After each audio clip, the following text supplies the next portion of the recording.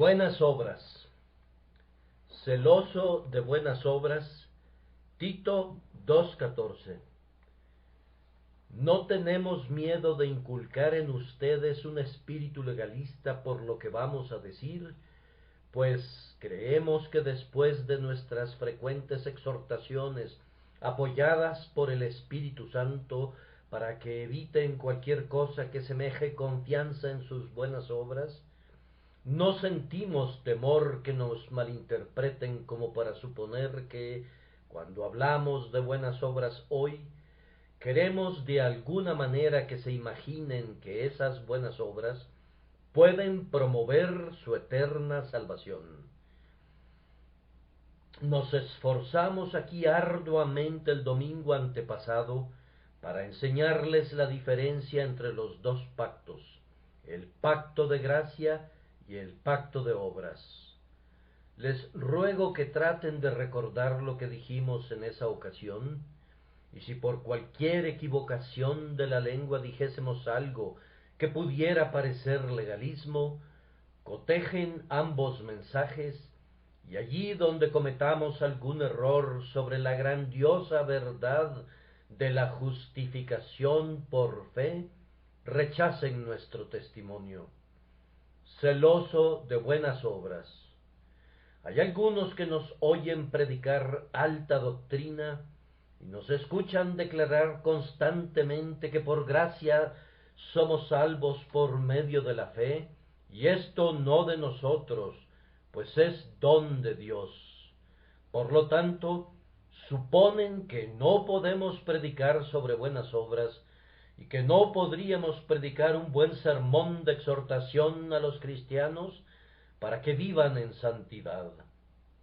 Bien, no diremos que podemos predicar un buen sermón, pero sí diremos que intentaremos predicar un sermón sobre ese tema que será tan bueno como los suyos, que conduzca a los hijos de Dios a vivir en santidad de la misma manera que puede hacerlo cualquiera de sus exhortaciones, cimentadas como están en la confianza en la carne y basadas en amenazas, regulaciones y promesas que ellos suponen que inducirán a los hijos, pero que sólo son buenas para esclavos, mas de poca valía para que operen en los creyentes que verdaderamente han renacido. Los hijos de Dios conforman un pueblo santo. Para este propósito específico nacieron y fueron traídos al mundo para que fueran santos. Para esto fueron redimidos con sangre y fueron hechos un pueblo peculiar. El propósito de Dios en la elección, el fin de todos sus propósitos, no se ve cumplido mientras no se conviertan en un pueblo celoso de buenas obras. Ahora, esta mañana, primero que nada, les hablaremos de la naturaleza de las buenas obras, pues hay muchas cosas llamadas buenas obras que no lo son en lo absoluto. En segundo lugar, vamos a rastrear a las buenas obras hasta sus orígenes. Vamos a descubrir de dónde provienen las buenas obras. En tercer lugar, intentaremos mostrarles el uso de las buenas obras y vamos a concluir procurando demostrar que nuestras doctrinas de la gracia que discrimina, que distingue, la gracia inmerecida, tienen influencia para convertirnos a los creyentes en ellas en celosos de buenas obras. Entonces, en primer lugar, estamos a punto de contestar la pregunta: ¿qué son las buenas obras? Bien, me atrevo a decir que ofenderemos a muchas personas cuando les digamos qué son las buenas obras, pues en nuestra opinión, las buenas obras son las cosas más raras del mundo, y creemos que podríamos caminar muchas millas antes de ver alguna. Usamos la palabra buenas en su sentido propio, Hay muchas obras que son lo suficientemente buenas entre un hombre y otro, pero vamos a usar hoy la palabra buenas en un sentido más elevado concerniente a Dios. Creemos que seremos capaces de demostrarles que hay muy pocas buenas obras en cualquier parte y que no hay ninguna fuera del seno de la Iglesia de Cristo. Creemos, si leemos correctamente la Escritura, que ninguna obra puede ser buena a menos que sea ordenada por Dios. Esto elimina una gran porción de lo que los hombres hacen para ganar la salvación. El fariseo decía que él diezmaba la menta y el eneldo y el comino. ¿Podía demostrar él que Dios le mandaba diezmar su menta, su eneldo y su comino? Probablemente no. Decía que ayunaba muchas veces a la semana. ¿Podía probar que Dios le decía que ayunara? Si no, sus ayunos no eran obediencia. Si yo hago algo que no se me ordena que haga, no estoy obedeciendo al hacerlo.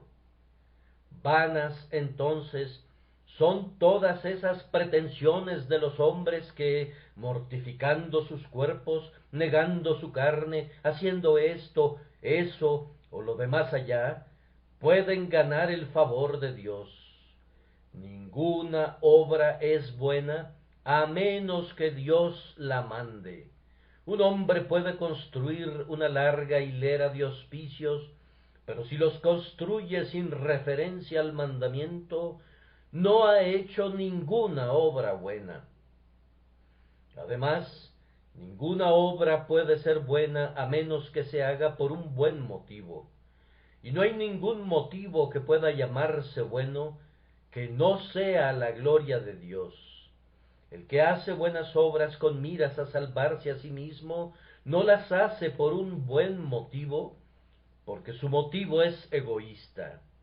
Quien las realiza también para ganarse la estima de sus semejantes y por el bien de la sociedad, tiene un motivo laudable en lo que concierne a los hombres, pero es, después de todo, un motivo inferior. ¿Qué fin tenemos en mente? Si es el beneficio de nuestros semejantes, entonces que nuestros semejantes nos paguen. Pero eso no tiene nada que ver con Dios.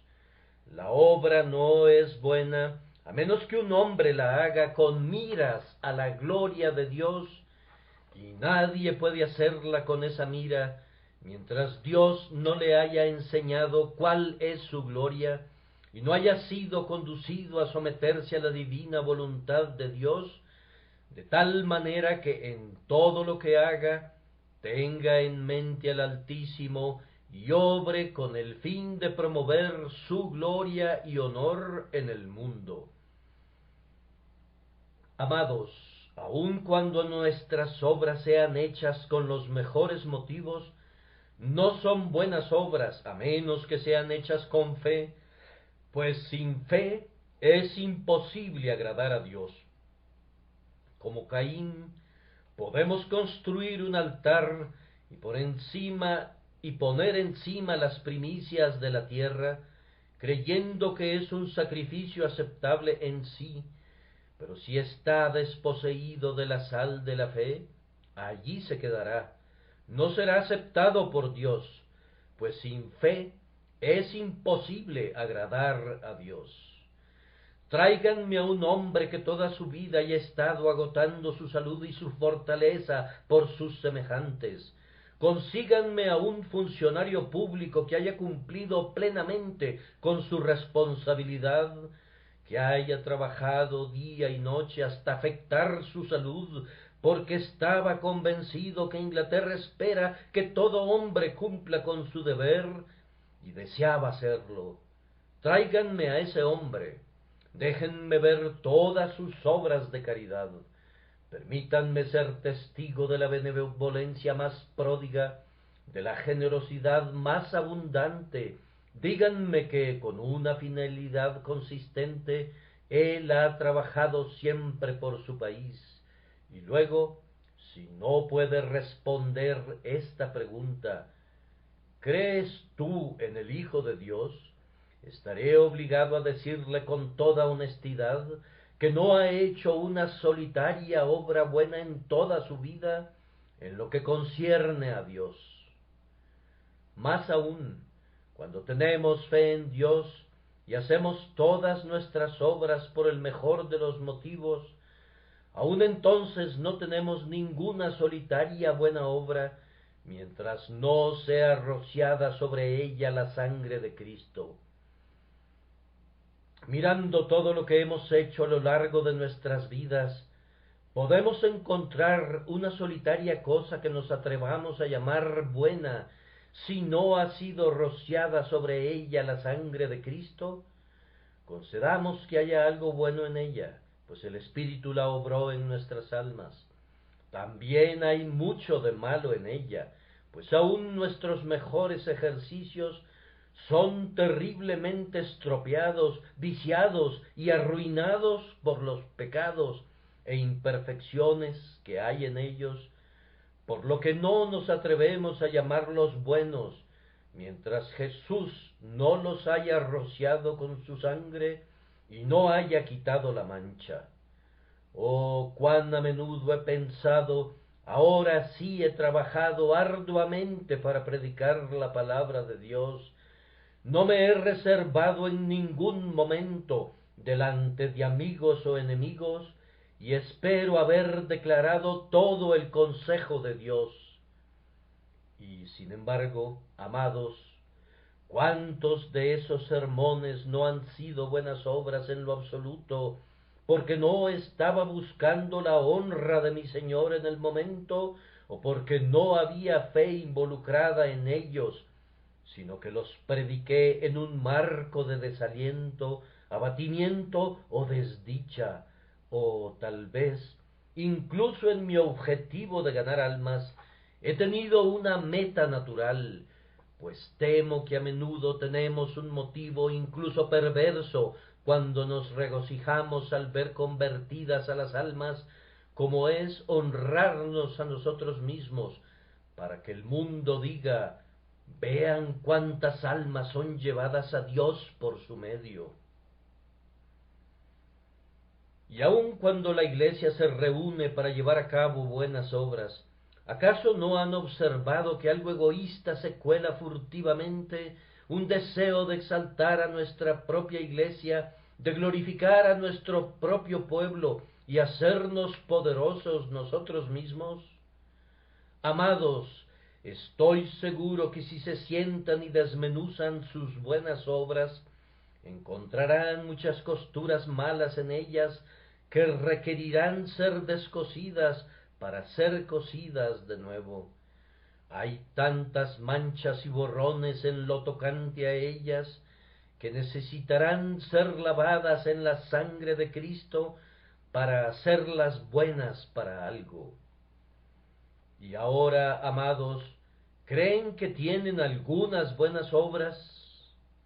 Oh, responderán, me temo que yo no tengo muchas, es más, sé que no las tengo, pero gracias a su amor, quien aceptó a mi persona en Cristo, acepta mis obras por medio de Cristo, y quien me bendijo en él para que fuese un vaso escogido, ha tenido el agrado de aceptar eso que él mismo echó en el vaso, para alabanza de la gloria de su gracia, con la cual nos hizo aceptos en el amado. Y ahora, ustedes que son moralistas, que han confiado en ser justos, si lo que he dicho es verdad, ¿en qué se ha convertido su santidad? Tú dices: yo soy un hombre caritativo. Te concedo que lo eres. Te digo que vayas y apeles a tus semejantes para que te paguen tu caridad. Dices: yo soy un hombre moral y consistente, un gran motivo de orgullo para el país. Si todos los hombres actuaran como lo hago yo, qué bueno sería para el mundo y para esta generación. Por supuesto que has servido a tu generación. Entonces, Manda tu factura y que tu generación te pague. Te digo que has trabajado arduamente para nada, porque sembraste viento y torbellino segarás. Dios no te debe nada. No has vivido para honrarle. Debes confesar honestamente que no has llevado a cabo una sola acción con el deseo de agradarle. Has trabajado arduamente para agradarte a ti mismo. Ese ha sido el motivo más elevado que has tenido. Estabas convencido que si eras bueno, irías al cielo, y que si eras malo, seguramente te irías al infierno. Has sido completamente egoísta de principio a fin. Concilia tus cuentas y sáldalas contigo mismo. Dios no te debe nada. No has hecho nada por él. Y si has hecho algo, entonces considera en tu intimidad que has violado tanto los mandamientos de Dios y tan frecuentemente has hecho todo lo posible para ofender a tu Hacedor, si eso fuera posible, que todas tus cuentas quedan reducidas a nada. Y en cuanto a tus buenas obras, ¿dónde están? ¿Dónde están? Ah, se trata de un invento, una ficción, una risa, un sueño. ¿Acaso los pecadores hacen buenas obras? Para nada. Muy bien lo dijo Agustín. Según las conocemos, las buenas obras de los pecadores no son otra cosa que espléndidos pecados. Esto es aplicable a las mejores obras del mejor de los hombres que no tenga a Cristo. No son otra cosa que pecados espléndidos, pecados embellecidos. Queridos amigos, que los perdone Dios por sus buenas obras. Tienen tan gran necesidad de ser perdonados por sus buenas obras, como la tienen de ser perdonados por sus malas obras, si están sin Cristo, pues yo considero que ambas categorías son muy semejantes, es decir, malas si fueran cribadas.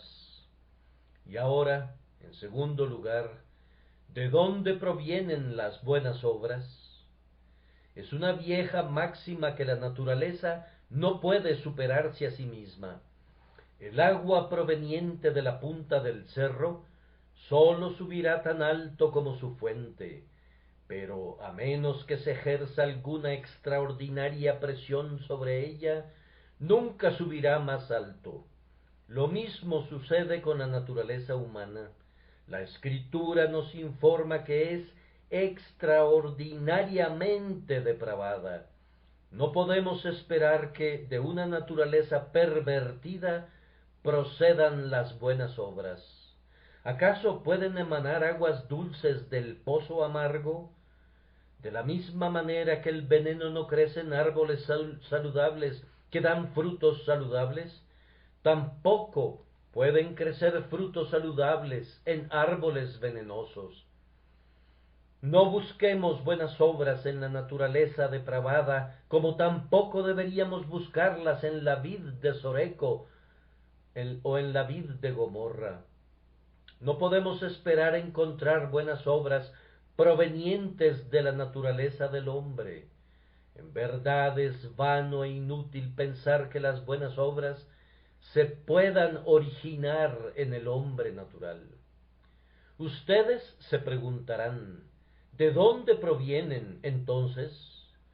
Nuestra respuesta es que las buenas obras provienen de una conversión real producida por el Espíritu de Dios. Hasta el momento de nuestra conversión no hay ni la más mínima sombra de bondad en nosotros. A los ojos del mundo podremos tener buena reputación y ser respetables, pero a los ojos de Dios no somos nada de eso.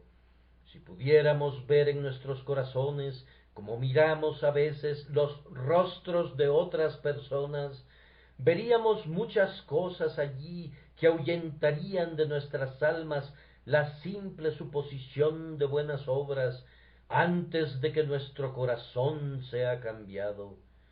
¿Cuántas cosas no hay en el mundo que ponemos sobre nuestras mesas y que incluso comemos, que si fueran puestas al microscopio tendríamos miedo de tocarlas, pues veríamos toda clase de criaturas repulsivas que trepan y se arrastran sobre ellas, cosas inconcebibles? Y lo mismo sucede con la naturaleza humana. Una vez que el corazón humano es colocado bajo el microscopio de la Escritura y lo vemos con un ojo espiritual, lo vemos tan depravado e inmundo que quedamos muy convencidos que mientras no tengamos un nuevo corazón y un espíritu recto, sería tan imposible encontrar buenas obras en el hombre inconverso e injusto como ver fuego ardiendo en medio del océano. Las dos cosas serían igualmente incongruentes. Nuestras buenas obras, si es que las tenemos, brotan de una conversión real. Además, emanan de una constante influencia espiritual ejercida sobre nosotros desde el tiempo de la conversión hasta la hora de la muerte.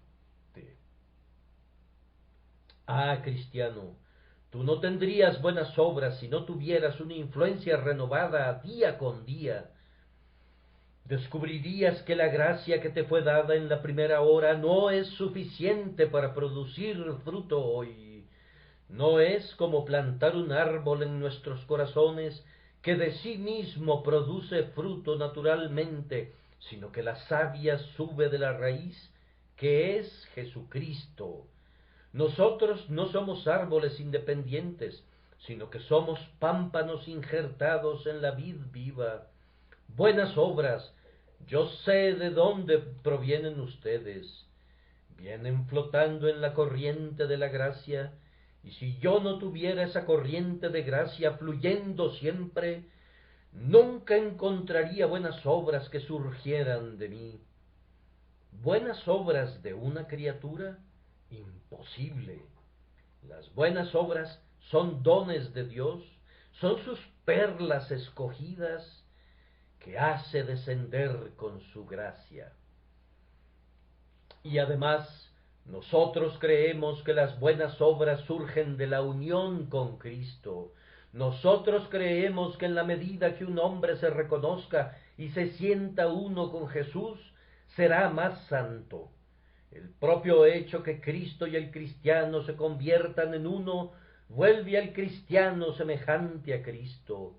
¿Por qué el carácter de un cristiano es semejante al carácter de Cristo? Únicamente por esta razón, porque Él es injertado y unido al Señor Jesucristo. ¿Por qué ese pámpano produce uvas? Simplemente porque ha sido injertado en la vid y por tanto participa de la naturaleza del tronco. Así que, cristiano, la única manera por la que puedes producir fruto para Dios es siendo injertado en Cristo y unido con Él. Ustedes, cristianos, que piensan que pueden caminar en santidad sin guardar una perpetua comunión con Cristo, han cometido un grave error. Si quieren ser santos, deben vivir cerca de Jesús. Las buenas obras brotan únicamente allí. De aquí sacamos las más poderosas razones contra cualquier cosa que se parezca a la confianza en las obras. Pues como las obras son únicamente el don de Dios, cuán completamente imposible es que un hombre que sea injusto, inconverso e impío produzca alguna buena obra por sí. Y si son dones de Dios, cuán poco mérito puede haber en ellas. De esta manera hemos tratado de seguir la huella de las buenas obras hasta sus orígenes y sus cimientos. Y ahora llegamos al tercer punto, que es: ¿para qué sirven las buenas obras? A mí me gusta ser llamado un antinomiano por esta razón. El término es aplicado generalmente a aquellos que sostienen firmemente la verdad y no la sueltan. Pero no me gustaría ser un antinomiano. No estamos en contra de la ley de Dios. Creemos que no es obligatoria como pacto de salvación, pero no tenemos nada que decir en contra de la ley de Dios, porque sabemos que la ley es espiritual, mas nosotros somos carnales, vendidos al pecado. Nadie nos acusará con verdad de ser antinomianos. Nosotros contendemos con los antinomianos, pero en cuanto a ciertas pobres almas que son tan inconsistentes como para decir que la ley no es obligatoria, y sin embargo tratan de guardarla con todo su poder, nosotros no contendemos con ellas. No harán nunca un grave mal, pero creemos que deberían aprender a distinguir entre la ley como un pacto de vida y como una dirección después que hayamos obtenido la vida. Bien, amamos las buenas obras. Nos preguntan que para qué sirven. Respondo, primero, las buenas obras son útiles como evidencias de la gracia. El antinomiano dice, pero yo no requiero evidencias, yo puedo vivir sin ellas. Esto no es razonable. ¿Ves aquel reloj? La hora sería precisamente la misma aunque no tuviésemos esa evidencia. Sin embargo, encontramos que el reloj es de mucha utilidad, de tal manera que decimos que las buenas obras son la mejor evidencia de la vida espiritual en el alma. ¿Acaso no está escrito que nosotros sabemos que hemos pasado de muerte a vida en que amamos a los hermanos? Amar a los hermanos es una buena obra. Además, el que permanece en mí, éste lleva mucho fruto. Los frutos de justicia son buenas obras y son evidencias de que permanecemos en Cristo. Si yo vivo en el pecado día a día, ¿qué derecho tengo para concluir que soy un hijo de Dios? Un hombre viene a esta capilla y mientras oye el Evangelio exclama: ¡cuán deliciosa verdad! ¡Qué doctrina tan celestial! Sin embargo, cuando abandona el lugar, lo puedes ver que entra una cantina tras otra hasta quedar intoxicado. ¿Acaso este hombre tiene algún derecho de considerarse un heredero del cielo? El hombre que viene a la casa de Dios y bebe en banquete de vinos refinados, y luego se va y bebe su copa y goza de la compañía de los impíos, no da ninguna evidencia que es partícipe de la gracia divina. Dice, no me gustan las buenas obras. Por supuesto que no. Yo sé que no seré salvado por buenas obras. De eso estamos seguros, pues no tiene ninguna obra por la que pueda ser salvo. Muchos están listos a decir, nada en mis manos traigo, simplemente a tu cruz me aferro. Creen que son hijos de Dios, porque si bien no tienen buenas obras como evidencia, piensan que tienen fe. Ah, Señor, tú tienes fe, y hay otro caballero igualmente tan respetable como tú, que tiene fe. No te diré su nombre, pero él es mejor que tú, pues se nos informa que él cree y tiembla, mientras que tú permaneces inconmovible a pesar de las más poderosas exhortaciones. Sí, ustedes que creen que son hijos de Dios mientras viven en pecado, están en el más terrible error. No puede haber engaño con la excepción del engaño del fariseo, que es más terrible que el engaño del hombre que piensa que el pecado y la gracia pueden reinar conjuntamente.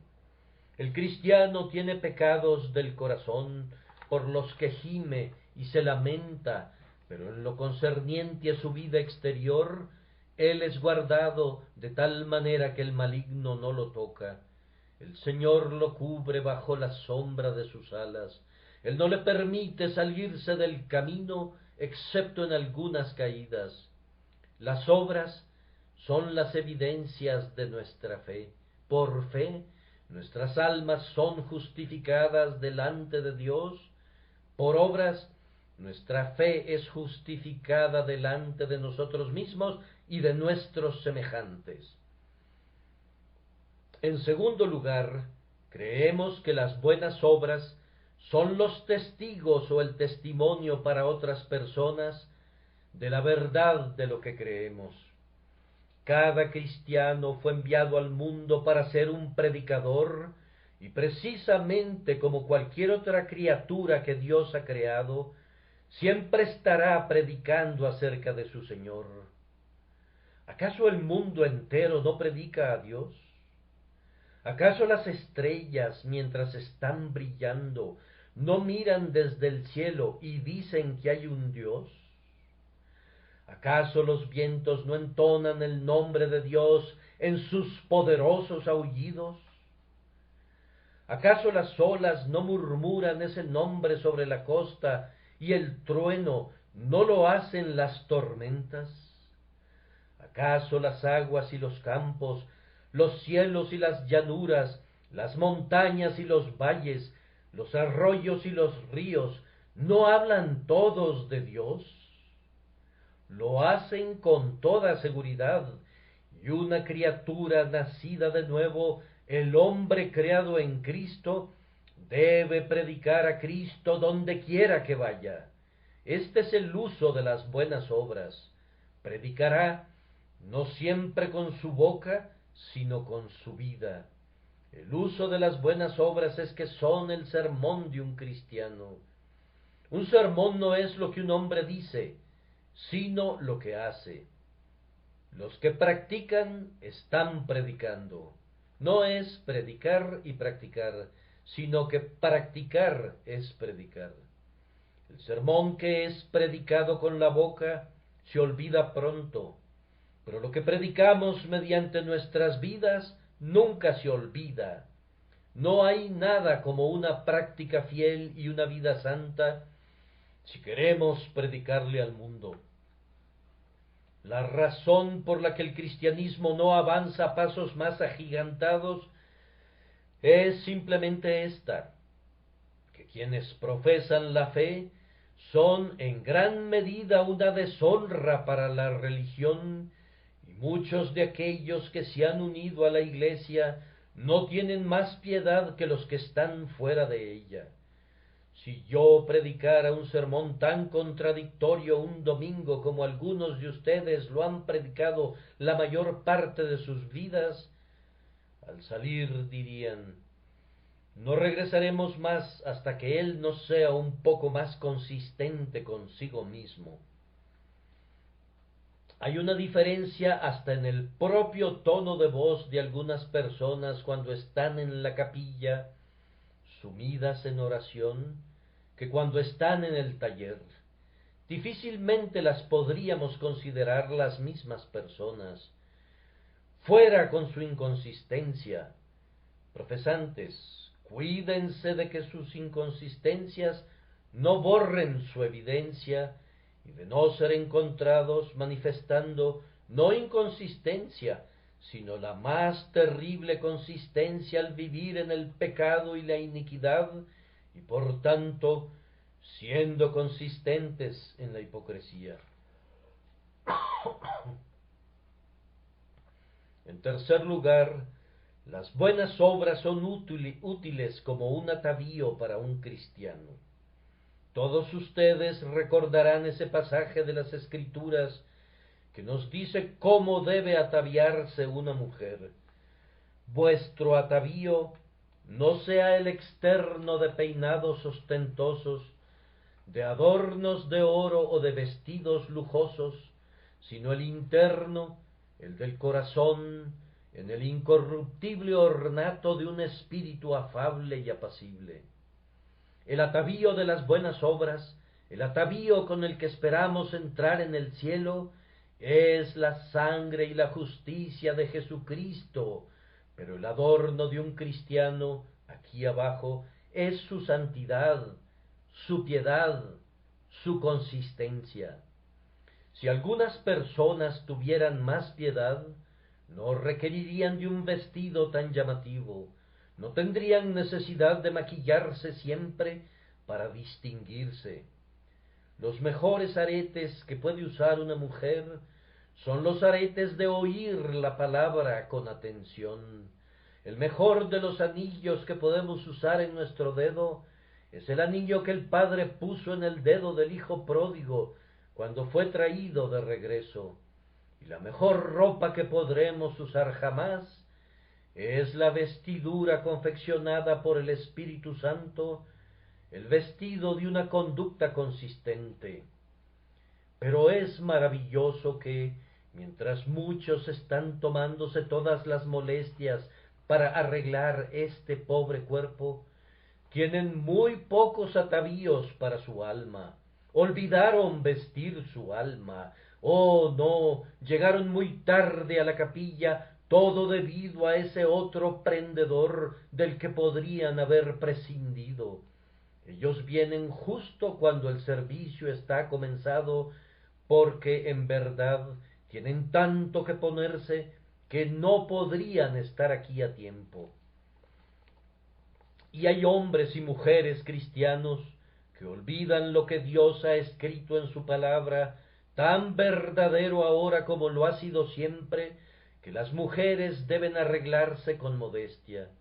Tal vez sería algo bueno que regresáramos a la regla de Wesley, es decir, abandonar el atavío del mundo y vestirnos tan sencilla y nítidamente como los cuáqueros, aunque, ay, ellos tristemente han abandonado su primitiva simplicidad. Me veo obligado a apartarme a veces de lo que llamamos las elevadas cosas del Evangelio, pues realmente, por las apariencias externas, no podemos distinguir a los hijos de Dios de los hijos del diablo, y deberían existir diferencias. Debería haber alguna distinción entre los unos y los otros, y aunque la religión permite la distinción de rango y vestido, sin embargo, todo en la Biblia clama contra el hecho de que nos ataviemos y nos volvamos orgullosos en razón de la belleza de nuestro atavío. Algunos dirán, yo quisiera que dejaras ese tema en paz. Por supuesto que quieren, porque se aplica a ustedes. Pero no dejamos de tocar ningún punto que creamos que se encuentre en las Escrituras, y aunque para mí el alma de un hombre es de suma importancia, la honestidad para con la conciencia de cada uno y la honestidad para conmigo mismo exigen que siempre hable de lo que considere un mal que se propaga en la Iglesia. Debemos cuidarnos siempre que en todo nos apeguemos, en la medida de lo posible, a la palabra escrita. Si necesitan atavíos, aquí están. Aquí hay joyas, anillos, vestidos y todo tipo de ornamentos. Hombres y mujeres, ustedes se pueden vestir hasta que brillen como ángeles. ¿Cómo pueden hacerlo? Vistiéndose de benevolencia, de amor a los santos, de honestidad y de integridad, de rectitud, de piedad, de amabilidad fraternal y de caridad. Estos son los atavíos que los propios ángeles admiran y que incluso el mundo admira, pues las personas admiran al hombre y a la mujer que están arreglados con las joyas de una vida santa y de una conversación piadosa. Les suplico, hermanos, en todo adornen la doctrina de Dios nuestro Salvador. De esta manera les he mostrado el uso de las buenas obras. Ahora, solo un momento o dos, para decirles que la religión que profesamos en este lugar y que predicamos está diseñada para producir buenas obras en el Hijo de Dios.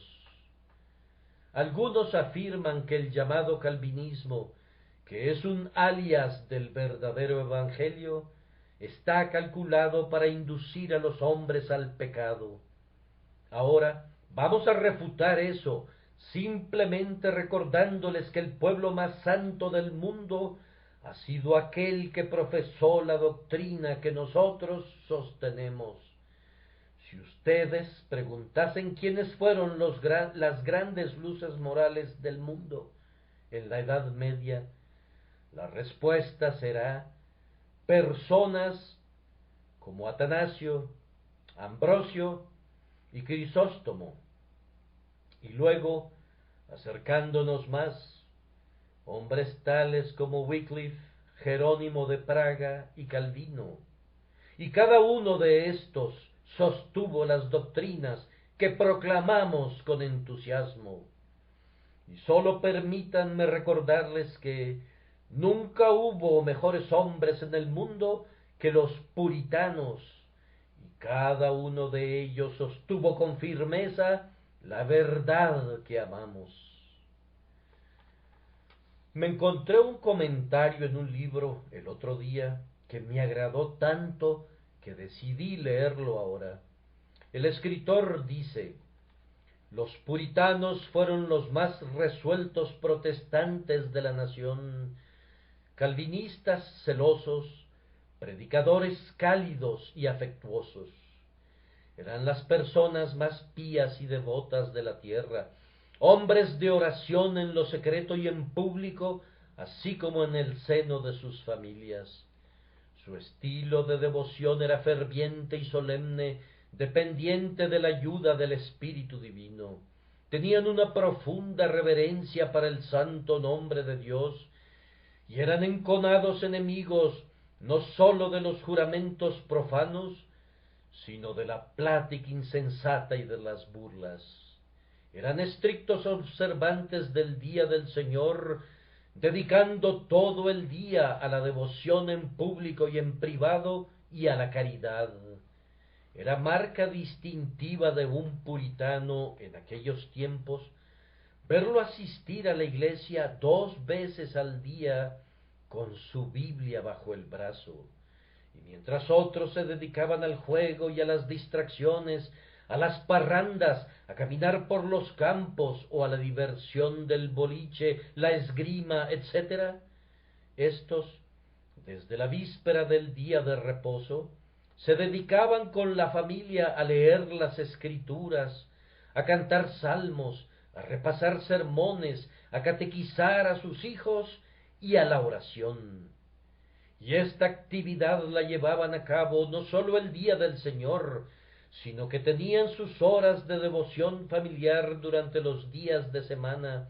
Eran circunspectos en cuanto a todo exceso en la comida y en la bebida, en la ropa y en las diversiones sanas.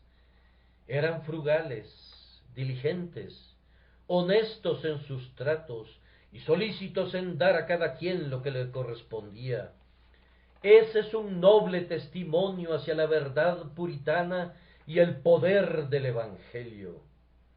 Un sabio infiel dice que los calvinistas y jansenistas, cuando son comparados con sus antagonistas, se han destacado no en menor grado en las virtudes más rígidas y respetables. Ellos han sido un honor para su propia época y el mejor modelo de imitación para las generaciones sucesivas. Imagínense a un infiel hablando así. Creo que fue infiel quien dijo: vayan a escuchar a un arminiano para oír hablar de buenas obras, pero vayan a un calvinista para ver cómo exhibe esas obras.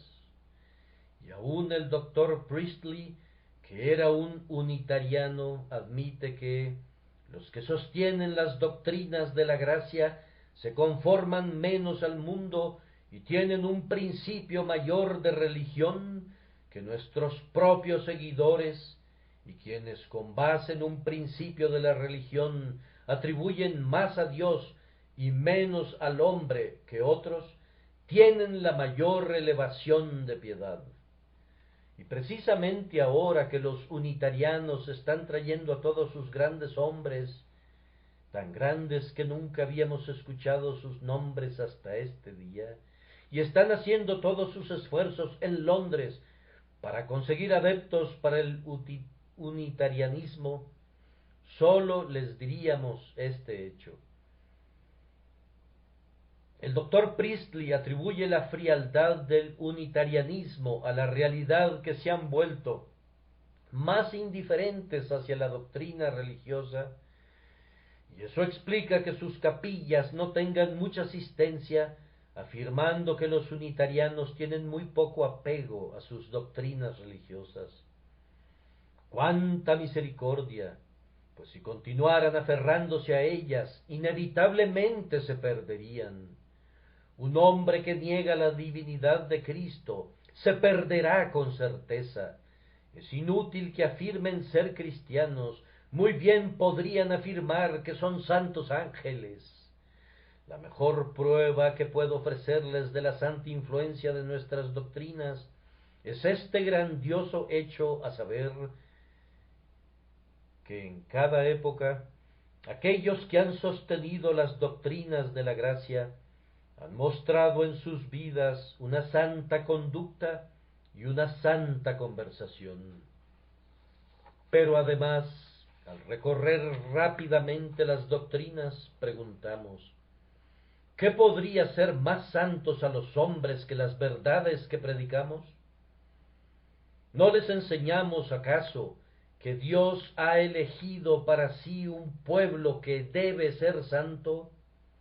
¿Es esa una doctrina perversa? ¿No les decimos que Dios ha elegido para sí un pueblo que en este mundo publicará su alabanza por su vida santa? ¿Es esa una doctrina impía? Y les hemos dicho que el Espíritu Santo les da un nuevo corazón y un espíritu recto, y que se requiere algo más de lo que ustedes podrían hacer, que son incapaces de llevar a cabo las cosas buenas que Dios espera de ustedes. Por lo tanto, Dios el Espíritu debe renovarlos. ¿Llaman a eso una doctrina malvada? ¿Es acaso perversa la doctrina que los hombres son depravados por naturaleza y que necesitan gracia regeneradora? Y la doctrina de que los verdaderos santos perseverarán hasta el fin es malvada. Me parece que lo que se opone a estas doctrinas es precisamente lo más perverso del mundo. ¿Acaso es perversa la doctrina de que únicamente los creyentes tienen un interés en la sangre de Cristo? La doctrina que predico, que Cristo ha redimido únicamente a los que viven en santidad, habiendo sido conducidos a ello por el Espíritu Santo, ¿es impía? No lo creo.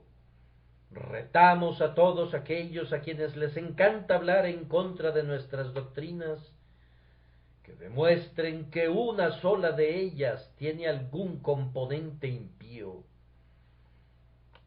¿Nos acusas porque no apoyamos las buenas obras? Ven y trata de entrar a nuestra iglesia, y pronto tendrás una prueba que estás equivocado. Vamos, no te recibiríamos, caballero, aunque nos dieras 1000 libras esterlinas, si no te consideráramos un hombre santo. Si no tienes buenas obras, pasará mucho tiempo antes de que te recibamos. Y si vivieras en el pecado y en la injusticia, y te introdujeras subrepticiamente en nuestra iglesia, saldrías en una semana, pues pronto serías reportado al pastor y a los diáconos, y podrías comprobar que sostenemos la necesidad de las buenas obras. Si no las exhibieras diariamente, te echaríamos fuera, pues no queremos tener comunión con las obras infructíferas de las tinieblas, sino que más bien las reprobamos. Nuestro orden eclesiástico es la mejor refutación de esa calumnia. ¿Qué más podemos agregar entonces?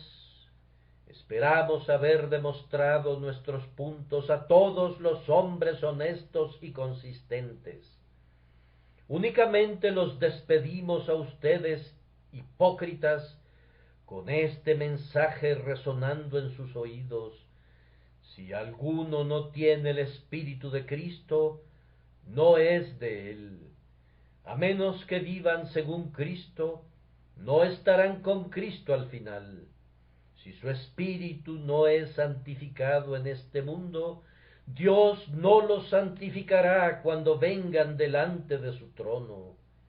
Pero ustedes, pobres pecadores, que no tienen ninguna santidad propia y que no tienen buenas obras, sé que no tienen ninguna porque no son hijos de Dios. ¿Sienten que no las tienen? Vengan entonces, y Cristo les dará algo. Él se dará a sí mismo a ustedes.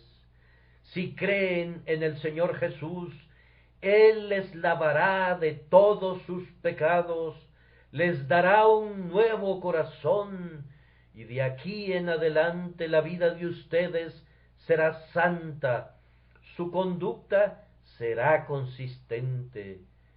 Él les guardará hasta el fin, y con toda certeza serán salvos. Que Dios bendiga este testimonio para cualquiera que esté viviendo en pecado, para que pueda ser rescatado de él por Cristo nuestro Señor. Amén.